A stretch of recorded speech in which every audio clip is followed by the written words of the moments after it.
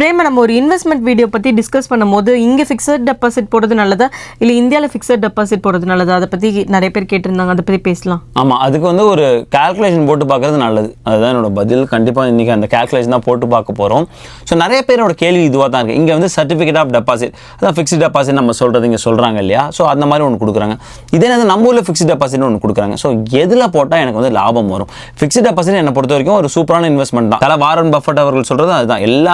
எல்லா எக்கையும் ஒரே ட்ரேல போட்டு உடச்சிடாதீங்க அப்படின்னு சொல்லுவாங்க. ஸோ இன்வெஸ்ட்மெண்ட் போர்ட்ஃபோலியோ அந்த மாதிரி நம்ம ஸ்ப்ளிட் பண்ணுவோம். அதில் ஃபிக்ஸ்ட் டெபாசிட்ங்கிறது கொஞ்சம் ஃப்ராக்ஷன் ஆஃப் போர்ட்ஃபோலியோ இருக்கிறது நல்லது தான். பிகாஸ் நோ ரிஸ்க், ஒரு டீசெண்டான ஒரு ரிட்டர்ன் வருது இல்லையா? ஸோ அதனால் வந்து அது கொஞ்சம் ஸ்டெடியாக இருக்கும். அப்படி பார்க்கும்போது எனக்கு இப்போ 2 ஆப்பர்ச்சுனிட்டி இருக்குது. நீங்கள் சப்போஸ் யூஎஸ்ஏ இருந்தீங்கன்னா நீங்கள் இருக்கிற இடத்துல கூட போடலாம், இல்லைனா நீங்கள் உங்கள் சொந்த நாட்டில் கூட போடலாம். 2 ஆப்பர்ச்சுனிட்டி இருக்குது. அப்படி இருக்கும்போது 2த்துல கால்குலேஷன் போட்டு, ஏன்னா நிறைய ஃபேக்டர்ஸ் இருக்குது இல்லையா? நீங்கள் இங்கே போடுறதுக்கும் இந்தியாவில் இப்போ பணம் அனுப்பி அந்த கன்வர்ஷன் ரேட்டில் அங்கே போடுறதுக்கும் இங்கே உள்ள இன்ட்ரெஸ்ட் ரேட்டுக்கும் அங்கே உள்ள இன்ட்ரெஸ்ட் ரேட்டுக்கும் சப்போஸ் அந்த பணத்தை இங்கே ரீபேட்ரியேட் பண்ணி கொண்டு வரணும்னா என்னென்ன பண்ணணும்? டேக்ஸ் ரொம்ப முக்கியம். ஸோ இங்கே நான் வந்து அதில் வர இன்ட்ரெஸ்ட்டுக்கு இங்கே டேக்ஸ் கட்டுறேன், அங்கே வர இன்ட்ரெஸ்ட்டுக்கு எப்படி டேக்ஸ் கட்டணும்? இந்த மாதிரி நிறைய விஷயங்களை அதை பற்றி பேச போகிறோம். நிறைய விஷயம் தெரிஞ்சுக்க போகிறோம். வாங்க வீடியோக்குள்ளே போகலாம். ஏகான்ஸ் ஆப்பை பற்றி நான் இன்வெஸ்ட் பண்ண நாள்லேருந்து அதுக்கான அப்டேட் கொடுத்துக்கிட்டு இருக்கேன். லோ ரிஸ்க் நல்ல ரிட்டர்ன். நீங்கள் வந்து ஸ்டாக் மார்க்கெட்டில் இன்வெஸ்ட் பண்ணீங்கன்னா வந்து ஹை ரிஸ்க் ஹை ரிட்டர்ன் நான் ஒத்துக்கிறேன். ஆனால் எல்லாத்தையும் நம்ம ஸ்டாக் மார்க்கெட்டில் போடணும்னு அவசியம் இல்லை. கைண்ட் ஆஃப் மியூச்சுவல் ஃபண்ட் கொஞ்சம் அமௌண்ட் வந்து அதில் போட்டு வைப்போம் அப்படின்னு நினச்சிங்கன்னா ஏகான்ஸ் ஆப் வந்து ஒரு நல்ல ஒரு ஆப்பர்ச்சுனிட்டியை தராங்க. நான் வந்து யூஸ் பண்ணிருக்கேன். அதோட ரிட்டர்ன்ஸுமே உங்கள் ஸ்க்ரீன்லையும் காட்டுறேன். உங்களுக்கு வேணும்னா அந்த லிங்க் வந்து டிஸ்கிரிப்ஷன்லையும் பின்ட் கமெண்ட்ஸ்லையும் இருக்குது. ப்ளஸ் நீங்கள் ஃபர்ஸ்ட் டைம் ஜாயின் பண்ணும்போது உங்களுக்கான ரிவார்ட்ஸும் அதில் இருக்குது. Hey guys, welcome back to our channel. வணக்கம் நண்பர்களே, நான் உங்கள் பிரேம் பேசுகிறேன். நான் உங்கள் ஆர்த்தி பேசுறேன். பிரேம், இங்க வந்து சர்டிஃபிகேட் ஆஃப் டெபாசிட்னா நம்ம ஊர்ல ஃபிக்ஸட் டெபாசிட் அந்த மாதிரியா? அதே தான். இங்க வந்து சிடின்னு சொல்லுவாங்க. ஸோ நம்ம ஊர் ஃபிக்ஸ்ட் டெபாசிட் எதுவோ அதுவே தான். இங்க நிறைய பேருக்கு நான் பேசியிருக்கேன். அமெரிக்கர்கிட்ட பேசும்போது அவங்க வந்து நிறைய சிடி போட்டு வச்சிருப்பாங்க. நம்ம நிறைய நேரங்கள் நினைப்போம் அவங்க வந்து சம்பாதிக்கிற எல்லாத்தையுமே செலவு பண்ணிடுறாங்க. அப்பெல்லாம் கிடையாது. அவங்களும் இன்வெஸ்ட் பண்ணுவாங்க. அவங்களும் 401k ரிட்டைர்மெண்ட் பிளான் நல்லா பண்ணுவாங்க. ஸோ அவங்கள்ட்ட இந்த விஷயங்கள்லாம் இருக்கும். ஸோ அவங்களுக்கும் வந்து ரொம்ப பிடித்தமான ஒரு விஷயங்கள்ல இந்த சிடி இருந்துட்டு இருக்கு. நிறைய பேர் ட்ரெஷர் பாண்ட் வாங்குவாங்க. Or CD, certificate of deposit, ஏதோ ஒரு financial bank or financial provide பண்ணுவாங்க. ஸோ அவங்கள்ட்ட வந்து எடுத்துப்பாங்க. பிரேமா, இது இன்ட்ரெஸ்ட் ரேட் அதிகமானா இதுவும் அதிகமா இருக்குமோ? கரெக்ட். ஸோ இங்க வந்து நம்ம யூஎஸ்ஏ பேசுவோம். யூஎஸ்ஏவோட இன்ட்ரெஸ்ட் ரேட்டை வந்து முடிவு பண்றது வந்து மத்திய வங்கி, ஃபெட்னு சொல்லுவோம், ஆர் ஃபெடரல் பேங்க் அப்படின்னு சொல்றோம் இல்லையா? ஸோ அவங்க தான் வந்து இப்போ இன்ஃப்ளேஷன் அதிகமாக இருக்கிறதுனால அவங்களோட இன்ட்ரெஸ்ட் ரேட்டுமே அதிகமாக இருக்கு. அதனால தான் நம்ம வந்து கிரெடிட் கார்டில் இல்லை என்ன கடன் வாங்கலாம், இல்லை மார்கேஜ் வாங்கலாம், கார் லோனு, ஆட்டோ லோன் எது வாங்கினாலுமே அதிகமாக இருக்கிறதுக்கு காரணம் என்னன்னா அவங்களோட இன்ட்ரெஸ்ட் ரேட் அதிகமாக இருக்கு. அவங்களோட இன்ட்ரெஸ்ட் ரேட் எப்பெல்லாம் அதிகமாக இருக்கோ ஹிஸ்டாரிக்கலா இங்கே ஃபிக்ஸ்டு டெபாசிட், அதாவது சிடி, சர்டிஃபிகேட் ஆஃப் டெபாசிட்டுமே வந்து அதிகமாக தான் இருக்கும். ஸோ எப்போ ஃபெடரல் ரேட் குறையுதோ அப்போ அதுவுமே தான் குறைக்கும். ஸோ இட்ஸ் டைரக்ட்லி ப்ரொபோஷனல் தான். ஆனால் என்ன சொல்லணும்னா உடனே இப்போ சப்போஸ் ஃபெட் வந்து ஒரு 50 பேஸ் பாயிண்ட்ஸ் குறைக்கணும்னா உடனே இதில் குறையாது. It will take some time, but குறையும் அப்படின்னு வந்து சொல்லியிருக்காங்க. நமக்கு எல்லாருக்குமே தெரியும். நம்ம வந்து எதிர்பார்த்தா இந்த வருடங்களில் வந்து அட்லீஸ்ட் வந்து ஒரு தடவையாவது வந்து ஃபெட் வந்து இன்ட்ரெஸ்ட் ரேட்டை குறைப்பாங்கன்னு எதிர்பார்த்தோம். பட் ஜனவரி மீட்டிங்கில் அவங்க அப்படியே ஃப்ரீஸ் பண்ணி வச்சிருக்காங்க. ஸோ ஸ்டில் வந்து ஃபெட்டோட இன்ட்ரெஸ்ட் ரேட் அதிகமாக தான் இருக்குது. ஸோ அதனால தான் வந்து சர்டிஃபிகேட் ஆஃப் டெபாசிட் இங்கே கொஞ்சம் டீசெண்டாக ஸ்டில் வந்து கிடைக்குது. அப்படிங்கிறது காரணம் அதுதான். சப்போஸ் ஃபெட் வந்து பழையபடி வந்து 0 ஆர் 0.5 அப்படிலாம் குறைச்சிட்டாங்கன்னா இதை பற்றி நம்ம டிஸ்கஸ் பண்ணவே வேணாம். ஏன்னா வந்து இவங்களோட இன்ட்ரெஸ்ட் ரேட் ரொம்ப குறைஞ்சிரும். பிரேமா, இப்போ யார் நல்லா தராங்க, எவ்வளோ தராங்கலாம் இருக்கா? ஆமாம், இது வந்து நம்மளும் இங்கே நிறைய ப்ரொவைடர்ஸ் இருக்காங்க, ஃபினான்ஷியல் ப்ரொவைடர்ஸ் இருக்காங்க. யார் நல்லா தராங்கன்னு நீங்கள் வாங்கிக்கலாம். நான் நிறைய செக் பண்ணல வந்து மார்க்கஸ், கோல்ட்மேன் சாக்ஸோட கம்பெனி. ஸோ அவங்க வந்து டீசெண்டாக கொடுக்குறாங்க. ஈவன் டிஸ்கவர் கூட டீசெண்டாக கொடுக்குறாங்க. இவங்க வந்து 4.25 நினைக்கிறேன், நான் இன்னைக்கு பார்த்தேன். 4.25. நீ இதே பாரு, நீ வந்து எப்பெல்லாம் கம்மியாக போடுறியோ, இப்போ 9 months போட்டால் 4.3, லெஸ் இஸ் மோர். இங்கே நீ கம்மியாக போடுறதா உனக்கு அதிகமாக இருக்கும். இதே வந்து நான் வந்து 3 years போடுறேன் அப்படின்னு போகும்போது 4 தான் கிடைக்கும். நம்ம வந்து 1 year வந்து கால்குலேஷனுக்காக நான் 1 year வச்சுக்கிறேன். 4.25% உங்களுக்கான இன்ட்ரெஸ்ட் தராங்க நீங்கள் எவ்வளோ போடுறீங்களோன்னு. அங்கே நிறைய வந்து எலிஜிபிலிட்டி கிரைட்டீரியா வச்சிருக்காங்க. ரொம்ப முக்கியமான விஷயம், நீங்கள் மினிமம் இவ்வளோ போடணும் அப்படிங்கிற ஒரு விஷயம் இருக்குது. ஸோ கண்டிப்பாக சிடிங்கும் நம்ம ஒரு ஃபிக்ஸ்ட் டெபாசிட் மாதிரி தான். நீ வந்து இடையிலே வந்து நீ வித்ரா பண்ணிட்டு வாங்கினா அது பெனால்ட்டிலாம் கட்டணும். ஸோ அதில் வந்து டிஸ்க்ளைமர்ஸ் எல்லாமே வந்து படிச்சிங்க. ஏதோ ஒரு ஃபண்ட் அங்கே போட போகிறீங்கன்னா அந்த ஃபண்டு வந்து எனக்கு இப்போ 1 year போட போகிறீங்க, எனக்கு 1 yearக்குள்ள அந்த ஃபண்டு தேவைப்படாது அப்படின்னா வந்து தாராளமாக நம்ம வந்து ஃபிக்ஸ்டு டெபாசிட் அது வந்து சிடி வந்து போகலாம். பட் இப்போ நம்மளோட பார்க்க வேண்டியது 2 இடத்துல ஆப்பர்ச்சுனிட்டி இருக்குது. எதில் போட்டால் நமக்கு வந்து லாபம் கிடைக்கும் அப்படின்னு பார்க்கலாம். பிரேமா, இப்போ இந்தியாவில் வந்து எவ்வளோ % தராங்க? நான் இந்தியாவில் வந்து எஸ்பிஐ வந்து எடுத்துக்கிறேன். ஸோ ரொம்ப டீப்பாக போகல. இன்னொரு விஷயமும் தெரிஞ்சிருக்கணும், நம்ம வந்து என்ஆர்ஐ பற்றி தான் வந்து பேசுகிறோம். கரெக்ட். ஸோ என்ஆர்ஐன்னு பார்க்கும்போது வந்து இந்தியாவில் நீங்கள் நார்மல் அக்கௌண்ட் வச்சுக்கூடாது. நம்ம நிறைய வீடியோவில் வந்து ஸ்ட்ரெஸ் பண்ணி சொல்லிட்டோம், தனியாக வீடியோ போட்டோம். NRO, non resident ordinary account, NRE, non resident external account, FCNR, அதாவது ஃபாரின் கரன்சிலே நீங்கள் வந்து வச்சுக்கலாம். ஸோ இந்த மாதிரியான அக்கௌண்ட் வந்து என்ஆர்ஐக்கு ப்ரொவைட் பண்ணுறாங்க. இப்போ நம்ம பார்க்க போகிறது என்ஆர்இ அக்கௌண்ட் வச்சிருக்கேன். அந்த அக்கௌண்ட்டில் நான் ஃபிக்ஸ்ட் டெபாசிட் போட்டால் நல்லதா, இல்லை நான் இங்கே யூஎஸில் ஏதோ ஒரு பேங்க்லையோ இல்லை எங்கேயோ இப்போ கோல்ட்மேன் சாக்ஸ் பார்த்தோம் இல்லையா, ஸோ அதில் இந்தியாவில் போட்டால் நல்லதாங்கிறதான் கம்பேரிசன். அப்படி பார்க்கும்போது நான் எஸ்பியில் வந்து என்ஆர்இக்கு வந்து எவ்வளோ தராங்க அப்படின்னு பார்க்கும்போது 1 year to less than 2 year நம்ம அந்த ஒரு சினாரியோ தான் போக போகிறோம்.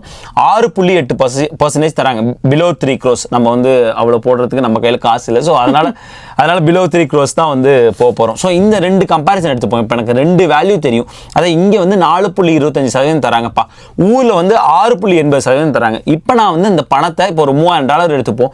$3000 இங்கே போட்டால் நல்லதா, அதை கன்வெர்ட் பண்ணி அங்கே போட்டால் நல்லதான்னு ஒரு கால்குலேஷனாக நல்லதாக போட்டு பார்ப்போம். முதல்ல வந்து இன்னைக்கு எவ்வளோ கன்வர்ஷன் ரேட்னு எடுத்துக்கிறேன். இந்த ரேட் ஃபர்ஸ்ட் எங்கேருந்து எடுத்திருக்கீங்க? இது வந்து நம்ம கூகுளில் பார்த்தா இதை விட அதிகமாக தான் காட்டுறாங்க. நான் எங்கே எடுத்தேன்னா ரெமிட்லேருந்து எடுத்தேன். ஏன்னா நம்ம வந்து ரொம்ப ரியல் டைமாக போவோம். ஸோ நான் இப்போ ரெமிட்லியில் அனுப்பி அங்கே போடுறேன், இல்லைனா இங்கே போடுறேன். ஸோ அந்த மாதிரி எடுத்து போனேன். ரெமிட்லி தான் நான் நிறைய கம்பேர் பண்ணும்போது கொஞ்சம் அதிகமாக கொடுத்துருந்தாங்க. ஸோ அதனால தான் வந்து எடுத்திருக்கேன். சப்போஸ் நீங்கள் ஃபஸ்ட் டைம் யூஸராக இருந்ததுன்னா ரெமிட்லி வந்து $15 ப்ளஸ் வந்து உங்களுக்கு ஸ்பெஷல் எக்ஸ்சேஞ்ச் ஆஃபர் தராங்க. லிங்க் டிஸ்கிரிப்ஷனில் பின் கமெண்ட்ஸில் இருக்குது, நீங்கள் ட்ரை பண்ணலாம். சரி, நம்ம இப்போ வந்து என்ன பார்க்க போகிறோன்னா, இந்த ரேட்டில் நான் ஒரு $3000 வச்சுப்போமா, ரைட், $3000 வந்து நான் வந்து ஊருக்கு அனுப்புகிறேன். ஓகே, ஸோ என்ன ஆகுனா அது ஊர் ரேட்டுக்கு வந்து 2,59,350 ஆகிடுது. நான் என்ன பண்ணுறேன், இன்ட்ரெஸ்ட் ரேட்டு எவ்வளோன்னு நான் முன்னாடியே உங்களுக்கு ஸ்க்ரீனில் காமிச்சிட்டேன். 4.25 கோல்ட்மேன் சாக்கிங் எடுத்துக்கிறேன். 6.80 எஸ்பிஐ வந்து ஊரில் எடுத்துக்கிறேன். டேர்ம் வந்து 1 year, ரெண்டுமே 1 year போட்டுக்கிறேன். இப்போ வந்து நீங்கள் ஸ்க்ரீனில் பார்க்க முடியும் மெச்சூரிட்டி ஆகுது. இங்கே பார்க்கும்போது 1 year கழிச்சு $3,127 ஆகுது. இந்தியாவில் 2,76,000 சொச்சம் ஆகிடுது. ஸோ என்னோட இன்ட்ரெஸ்ட் எவ்வளோ ஏர்ன் பண்ணியிருக்காங்கன்னு பார்க்கும்போது நான் முதல்ல வந்து யூஎஸ்ஏல பார்க்குறேன். $127.50 ஆர்த்தி. இந்தியாவில் பார்க்கும்போது 17,000 சொச்சம். ரைட், இது எல்லாமே ஐஎன்ஆரில் பார்த்தா இந்தியாவில் தான் அதிகமாக இருக்குது. ஸோ இங்கே வந்து 11,000 சொச்சம், இந்தியாவில் 17,000 சொச்சம். அப்படி நான் வந்து யூஎஸ்டி கன்வெர்ட் பண்ணலாமே அப்படின்னு நான் வந்து கன்வெர்ட் பண்ணுறேன். ஸோ இந்த இடம் ரொம்ப முக்கியம். யூஎஸ்டி இப்போ வந்து இங்கேருந்து 1 year 2025 முடிவில் எவ்வளோ இருக்கும்? 100 இருக்கும். 100 இருக்கும். நிறைய பேர் 100 தாண்டுங்கிறாங்க, 95ங்கிறாங்க. நான் 90ன்னு போட்டிருக்கேன். கண்டிப்பாக வந்து நான் ரொம்ப பெஞ்ச் மார்க்கு கீழே தான் வச்சிருக்கேன். 2-3 மாதத்தில் கூட 90 தொட்டுடலாம். ஸோ எனக்கு நல்லாவே தெரியும்.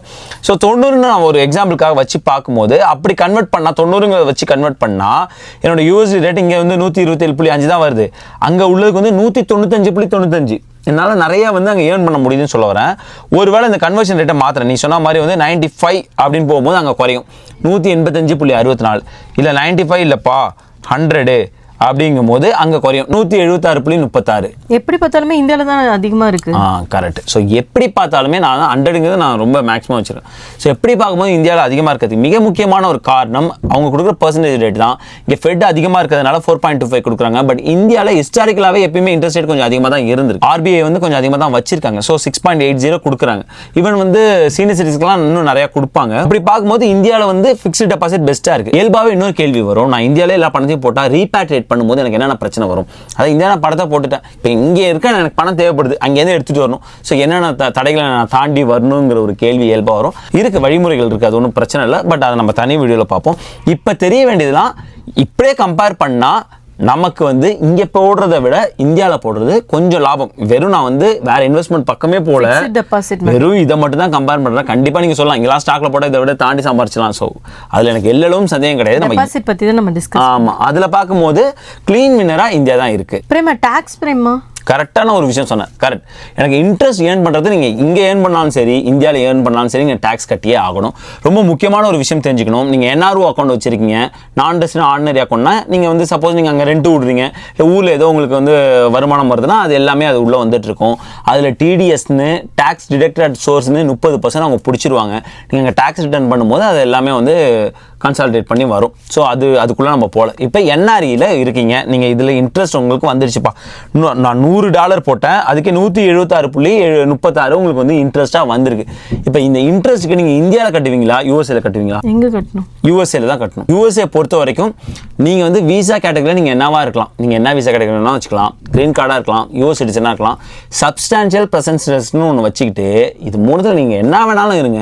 இங்கே நாங்கள் பார்க்கும்போது நீங்கள் ஒரு யூஎஸ் பர்சன் தான் ஃபார் டேக்ஸ் பர்பஸ் அப்படின்னு சொல்லிடுவாங்க. ஸோ அதனால தான் வந்து நீங்கள் இங்கே வீசாவில் இருந்தால் கூட சோசியல் செக்யூரிட்டி டேக்ஸ், மெடிக்கேர் டேக்ஸ்லாம் கட்டுறதுக்கு காரணம் அதுதான். ஸோ நீங்கள் வந்து இல்லை நான் இங்கே அந்த 60 வயசுலாம் இங்கே இருக்க மாட்டேப்பா, அந்த சோசியல் செக்யூரிட்டி பெனிஃபிட்ஸ் எனக்கு வருமானே தெரியாதுனாலும் நீங்கள் கட்டி தான் ஆகணும். அந்த பேச்சே கிடையாது. பிகாஸ் ஐஆர்எஸ் வந்து உங்களை பார்க்குறது வேறு, கவர்மெண்ட் வந்து உங்களை பார்க்குறதோ இல்லை ஐசி ஆஃபீஸர்ஸ் உங்களை பார்க்குறதோ வேறு. அது வந்து க்ளீனாக தெரிஞ்சுக்கணும். அப்படி பார்க்கும்போது இந்த நபர் $176.36 டாலருக்கு இங்கே டேக்ஸ் கட்டி தான் ஆகணும். அப்படி பார்த்தா ரெண்டுத்துக்குமே சேம் பர்சன்டேஜ் தானே வரும். கரெக்ட். நீங்கள் என்ன சொல்ல வரும் புரியுது. அது அப்படியே டேக்ஸபிள் இன்கமில் ஆட் பண்ணுவாங்க. ஸோ அது எவ்வளவா இருந்தாலுமே இப்போ 21% ப்ராக்கெட்டில் இருந்தாங்கன்னா 2 பேருமே 21% தான் கட்டணும்.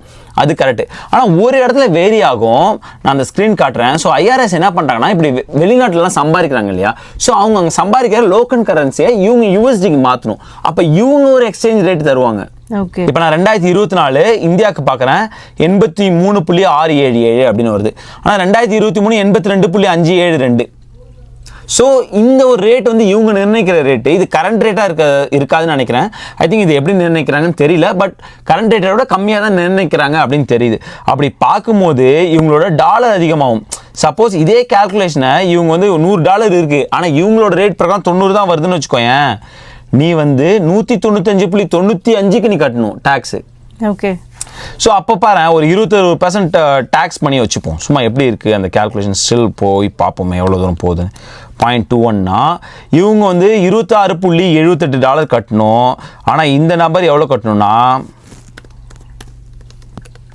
41.15% கட்டணும். சரி, அதையுமே வந்து மைனஸ் பண்ணி பார்ப்போம். கடைசி என்ன தான் நடக்குதுன்னு பார்ப்போம்.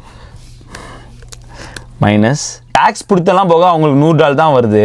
இவங்க வந்து டேக்ஸ் பர்பஸ் வேறு மாதிரி கால்குலேட் பண்ணுறாங்க. ஆனால் என் கையில் உள்ள காசு இதுதான். ஸோ அப்படி வச்சு நான் பார்க்கும்போது $135 வருது. மறுபதிவாக்கம் செய்வதற்கு மிக முக்கியமான காரணம், நான் முதல்ல அப்லோட் பண்ணும்போது செஞ்ச தவறு. அந்த தவறை சுட்டி காட்டிய அனைத்து நல்ல உள்ளங்களுக்கும் நன்றி. நான் அதில் என்ன பண்ணியிருந்தேன்னா வெறும் இன்ட்ரெஸ்ட் ரேட்டை மட்டும் கம்பேர் பண்ணிட்டேன். அப்படி கம்பேர் பண்ணியிருக்கவே கூடாது. என்னோட பிரின்சிபலையும் முதலையுமே சேர்த்து தான் நான் கம்பேர் பண்ணிக்கணும். அது தவறு செஞ்சுட்டேன். ஸோ அப்படி பார்க்கும்போது இந்த ஒரு கேல்குலேஷன் கிளியராக இருக்கும். ஸோ இது வரைக்கும் வந்து நம்ம டேக்ஸ்லாம் கண்டுபிடிச்சாச்சு. எவ்வளோ டேக்ஸ் கட்ட போகிறோம், டேக்ஸுக்கு அப்புறம் வந்து எவ்வளோ வந்து எனக்கு வந்து வருமானம் வரும்போது ஃபியூச்சர் ரேட் வந்து ஒரு 90 அப்படின்னு வைக்கும்போது, ஸோ நான் அதுவே வந்து 90ங்கிற ரேட்டுக்கே வந்து நான் பார்த்துட்டேன். நான் ஐஎன்ஆர்லேயும் எவ்வளோ வந்து அப்போ கட்டியிருப்பேன் அப்படின்னு. ஸோ நம்ம ஆஃப்டர் டேக்ஸ் மெச்சூரிட்டி வேல்யூ எடுத்துப்போம். ஆஃப்டர் டேக்ஸ் மெச்சூரிட்டி வேல்யூ அப்படின்னு பார்க்கும்போது யூஎஸ்ஏல எவ்வளோ வரப்போகுதுன்னா, இதுதான் வந்து என்னோடய ஃபைனல் மெச்சூரிட்டி வேல்யூ. அதில் வந்து நான் டேக்ஸை வந்து ரிமூவ் பண்ணிக்கிறேன். ஸோ இதுதான் வந்து எனக்கு இங்கே யூஎஸ்ஏல வரப்போகுது. ஸோ இங்கே நீங்கள் பார்க்கும்போது இந்த வேல்யூ தான் வந்து என்னோடய மெச்சூரிட்டி வேல்யூ. அதில் வந்து நான் இங்கே வந்து யூஎஸ்ஏல வந்து டேக்ஸ் கட்டியிருக்கேன் இல்லையா, ஸோ அதை வந்து நான் கன்வெர்ட் பண்ணிட்டேன். அந்த ரேட்டுக்கு அன்றைக்கி ஃபியூச்சர் ரேட்டு கன்வெர்ட் பண்ணிட்டு அதை வந்து மைனஸ் பண்ணிக்கிறேன். க்ளீனாக வின்னராக இருக்கிறது வந்து யூஎஸ்ஏ தான். நான் $90 அப்படின்னு வைக்கும்போது இவ்வளோ வராங்க. சப்போஸ் ஃபியூச்சர் ரேட் வந்து 95 அப்படின்னு மாறி இருந்ததுன்னா, அப்படி பார்க்கும்போது 2,94,000 உங்களுக்கு வந்து இங்கே பிரின்சிபலோடு சேர்த்து உங்களுக்கு வருது. சப்போஸ் ஆர்த்தி சொன்ன மாதிரி $100 அப்படின்னு போயிடுச்சுன்னா இன்னும் வந்து ஸ்ட்ராங் ஆகும். ஸோ இதுதான் வந்து சொல்லணும்னு நினச்சது. ஸோ தவறாக போயிடுச்சு. அப்படி பார்க்கும்போது க்ளீன் வின்னராக நீங்கள் சர்டிஃபிகேட் ஆஃப் டெபாசிட் யூஎஸ்ஏல போடுறதா தான் இருக்க முடியும். மிக முக்கியமான ஒரு விஷயம், நீங்கள் யூஎஸ்ஏல சிடி போடணுன்னு முடிவு பண்ணிட்டீங்கன்னா அந்த நிறுவனம், அதாவது அந்த பேங்க்கு ஆர் ஃபினான்ஷியல் ப்ரொவைடர் வந்து எஃப்டிஐசி இன்சூரன்ஸான்னு பாருங்கள். ஃபெடரல் டெபாசிட் இன்சூரன்ஸ் கார்பரேஷனோட அந்த இன்சூரன்ஸ் இருக்கணும். ஸோ அப்படி இருக்கும்போது அது நம்பகமான ஒரு விஷயமா இருக்கும். நீங்கள் தாராளமாக போடலாம். இது பார்த்தீங்கன்னா வந்து நோ ரிஸ்கில் ஒரு டீசெண்டான ரிட்டர்னு. எப்போனா இன்ஃப்ளேஷன் அதிகமாக இருக்கும்போது, இன்ட்ரெஸ்ட் ரேட்டு அதிகமாக இருக்கும்போது. ஐ ஹோப் உங்களுக்கு இந்த வீடியோ யூஸ்ஃபுல்லாக இருந்துன்னு நினைக்கிறேன். மறக்காம நம்ம வீடியோ லைக் பண்ணுங்கள், ஷேர் பண்ணுங்கள், சப்ஸ்கிரைப் பண்ணுங்கள். மறக்காம அந்த பிள்ளைக்கு தட்டி விட்டு போங்க. தேங்க்ஸ் ஃபார் வாட்சிங் திஸ் வீடியோ ஃப்ரெண்ட்ஸ்.